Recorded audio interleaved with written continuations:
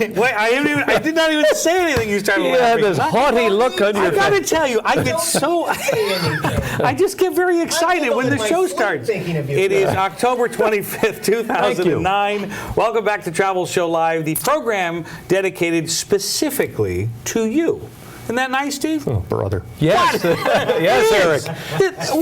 Isn't it terrific that you and I get to have this conversation every week? And you stop by every now and again. I'm not sure what your schedule is yet, but we're working on that. What time is this here? What time is it? You are an occasional legend, I heard. Thank you. You're welcome. Yes. Welcome. Thank you for being back here, Steve. Good to be here. I'm my glad dear you friend. Fit Steve me in, O'Brien. an occasional co-host. Oh, here. please. The occasional Sure, co-host. they're attractive young people that you can put in the show. No. Apparently you've been watching from home. That's right. Who's he have on today? Why, I oughta. That's funny. All right, now listen. Now this may be the case today, and I don't want to. Yeah, right. There may be somebody that is seeing this program. It's all this murmuring. This is a professional broadcast. I know, right? They just chit chat. They're very comfortable. What a staff. I know you are. Yeah. Okay. Good. All right. Let's go to break. Now there may be somebody who is watching this program for the first time. Good Lord. Can you imagine that? Yeah. We've been doing this since July. This program, this 2-hour program, we've been doing the radio program for years. We're syndicated. Now we decided, we're going to do a whole webcast dedicated to travel, which to me is really exciting and really actually because you can actually see things. You can see things. So radio is good, but it's tough. But it is tough to see. You can stare at the radio. I wonder what Canada looks like. Now, something else we do every week, we do the live sky auction, which in itself Could is you really explain exciting. how does the sky auction work? It's very easy, and I think it's a great idea. I remember the first conversation we had with Michael Herring at Sky Auction almost 3 years ago on the radio show, and I just love the idea of saying, you know what, there is inventory that exists out there that you shouldn't have to pay full price for. Now, granted, you can go on 10,000 different websites and find a deal. Sure. That's good. Sky Auction being one of them. But they said, you know what? Let's auction it off. Why not? Yeah. So they said, all right, we're going to start the bid at $10 or $1 or whatever it is, and they auction these things. So what we do on this show is from 5 until 6, we do Eastern time. Eastern, thank you. That's right, Eastern p.m. We do a live auction. Now, I realize some people are watching the program during the week, and so that's another reason why you need to come back on Sundays from 5 until 7 p.m. Eastern. Live is always good.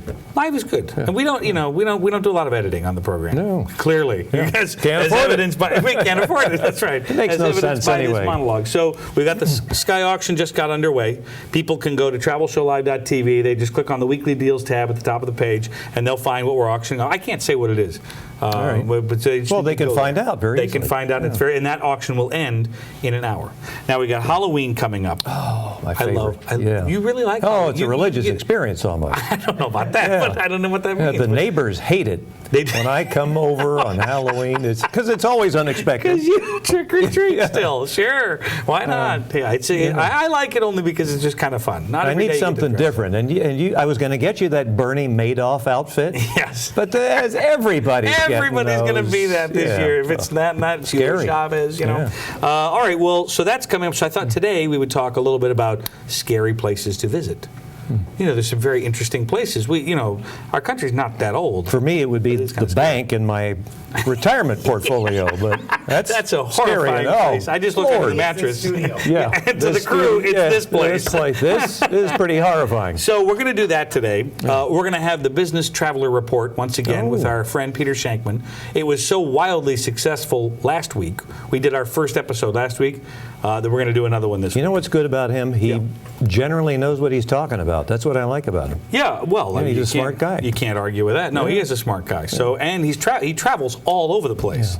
We learned last week, which we were talking about this segment. I'm like, well, I would love it if you would give us a perspective from the business traveler's perspective, because that's a segment a lot of us aren't. A lot of us don't. I travel for business, but I don't consider that business travel. That's and there's the whole thing about how much longer are the airlines going to be able to make the bulk of their income off of the business traveler. Right. With less of that going on. Less of it going on. Also, this week, I thought we would talk a little bit about the Travel Promotion Act, which is really important, and a lot of us don't even really realize. You may not even know that it exists. Is that like the Mann Act? I'm not. I don't even. What's the? There's some kind of. No, I think there's something to do. I don't know. John, let me look into that. I don't know what that means. It's for I was another going to show. say something, but I'm not going to say it because this is a family program. Yes. And I like to keep it above the belt, so I don't even know. Hello. All right then. Watch it. Here we go.